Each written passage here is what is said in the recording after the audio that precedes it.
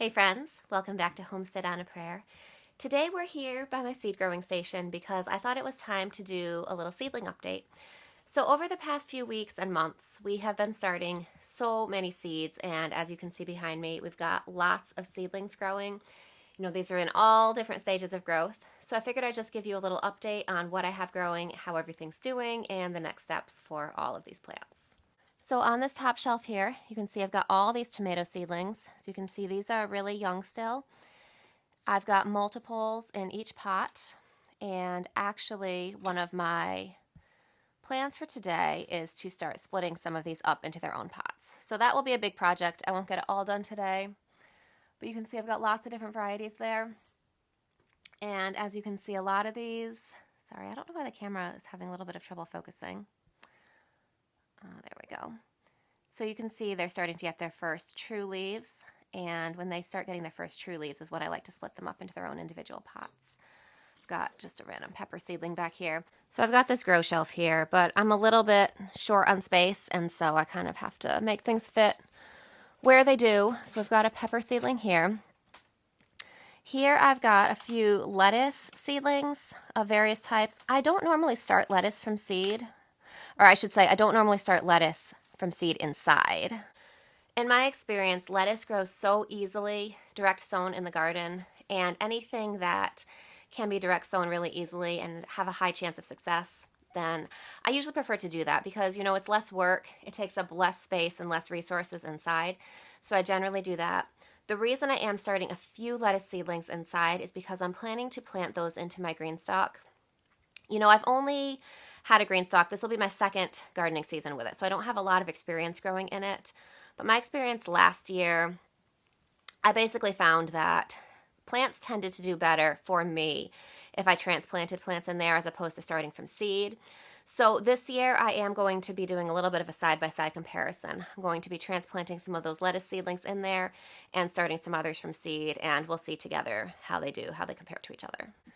So moving down this way, I've got my peppers.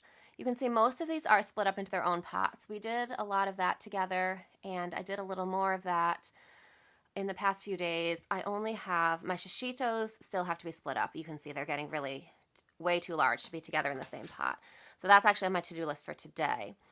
But most of my peppers are split up, and you can see if you watch the video together where we split these up, then you'll see that they've grown quite a bit since then. I will link that video in the video description in case you missed it. But basically, when it comes to peppers and tomatoes, I usually start my seeds. I start one pot for each variety, and I'll plant multiple seeds in each pot because, I never know exactly how many are going to germinate. And to me, for my personal gardening style, that feels like the most efficient use of space, resources, time, all of that. And so that's how I choose to do it. But that being said, they do like to get split up into their own pots once they've germinated and started growing a little bit. As you can see, as I mentioned, these shishitos here should have been split up quite a while ago, actually. So that's something that I have to get to definitely sooner rather than later. But most of these have been split, and they're doing really well. So down to the second shelf here, you can see I have some more peppers.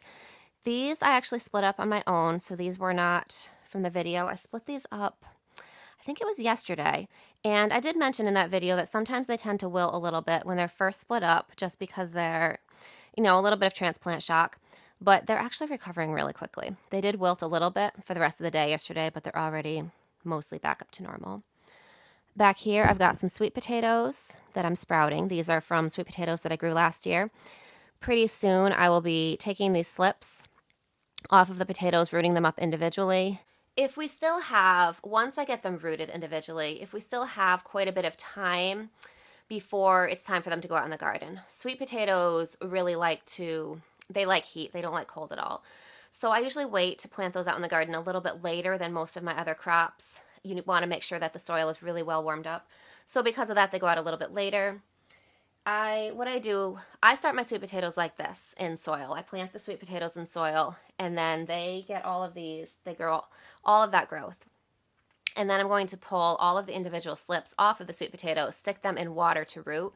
If it's not time for them to go out in the garden yet, which it probably won't be, once they have some roots, I'll stick them each in their own individual pot and let them grow in here until we're ready for them to go outside. So as I mentioned, they do like heat. I don't know if you can really see here, but I do have a heat mat down here that my sweet potatoes are on. And here I have a couple random pots of both peppers and tomatoes. These are specific varieties that were giving me a little bit of trouble with germinating. So I moved them to the heat mat, and you can see I am getting some germination now with some of them. So we'll see. These are my trouble varieties this year. We'll see how they catch up. Down here I have a few flower varieties. This is an African daisy. I've got some eucalyptus in here, which is off to a little bit of a slow start, but it's a little bit of a slow growing plant at first. I've got a couple petunia varieties. Here is some sprouting broccoli, which is looking beautiful. I think we started this together. This is actually going to be going out in the garden in about a week and a half or so. Back here, some parsley. So a lot of my cooler weather plants here, I mentioned the sprouting broccoli, plus my heading broccoli, cauliflower, cabbage, kale, onions. A lot of those plants can handle a fair amount of cold. They can handle a light frost. And today is, I think it's April 5th. I like to get those, actually I think it's the 6th. I take that back. Either way, it's fairly early April, edging into mid-April. So I like to get those types of plants out in my garden by around April 15th. That's my general goal, and then I'll adjust it a little bit, in either direction, depending on weather that year. So I think this year is probably going to be April 15th, maybe a couple days later than that. So what I'm going to start doing with a lot of these cool weather plants, probably today actually, is to start the hardening off process. Basically, when you take plants, so these plants have been growing in my house, it's fairly consistent temperature. They have grow lights, but they don't have any actual sunlight. While I do keep a fan blowing on them, it's not the same as the inconsistent wind that they would face outside.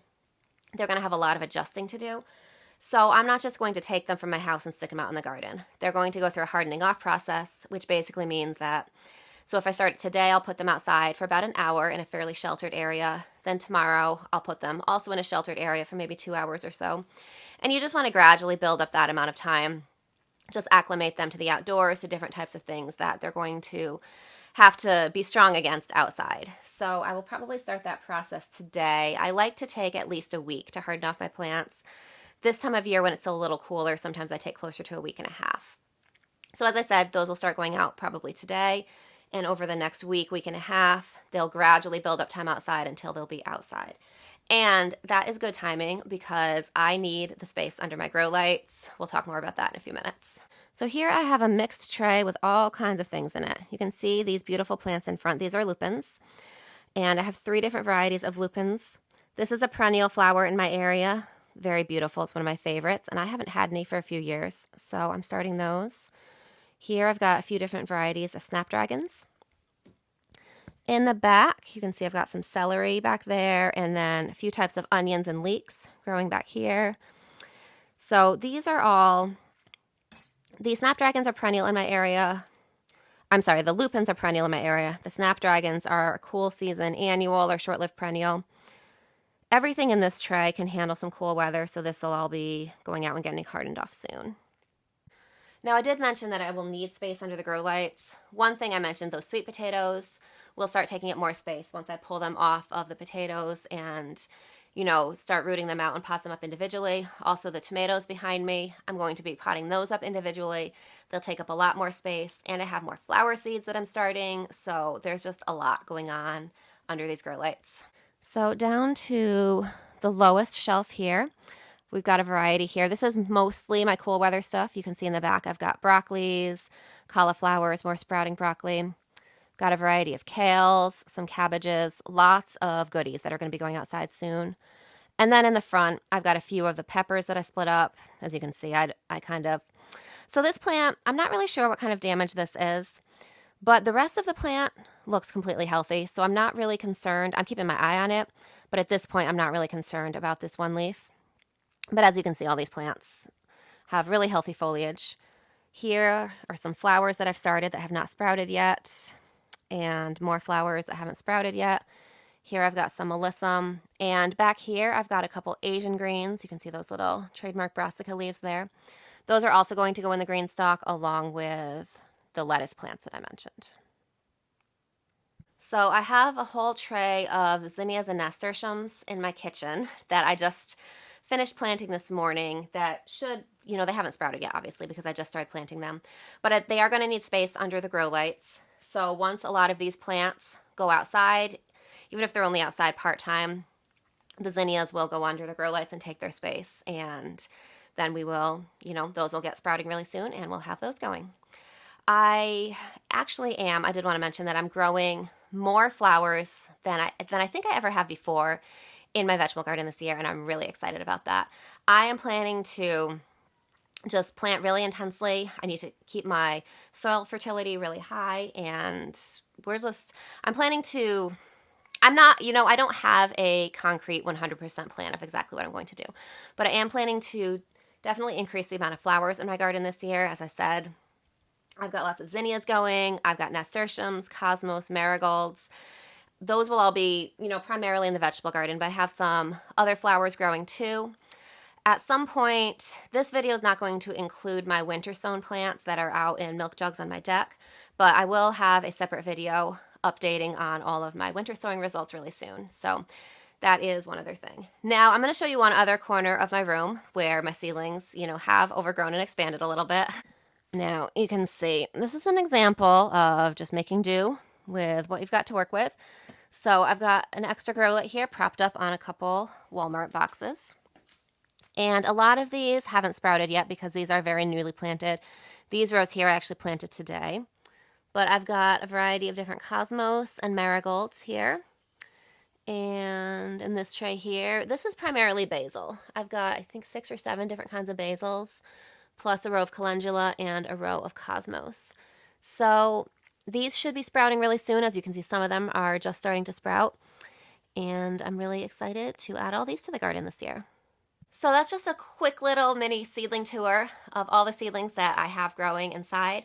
I do also have, as I mentioned, I have all the winter sown plants out on my deck. I also have a tray of future seedlings out on my deck that I just planted a couple days ago that haven't sprouted yet. I have another round of broccoli and some alyssum out there. Basically, I'm trying to succession sow my broccoli and extend my broccoli harvest over a longer season. So as I said, those haven't sprouted yet, so there isn't really anything to show. But I'm not sure exactly how I'm going to work them into the rotation, but I'm hoping that I will be able to extend my broccoli harvest that way. So it's just a quick little video today. Just wanted to check in and show you the progress of all these seedlings. Thank you so much for hanging out with me today and just joining me in my little grow room area. I hope you're having a great day, and I can't wait to see you soon. I'll see you next time.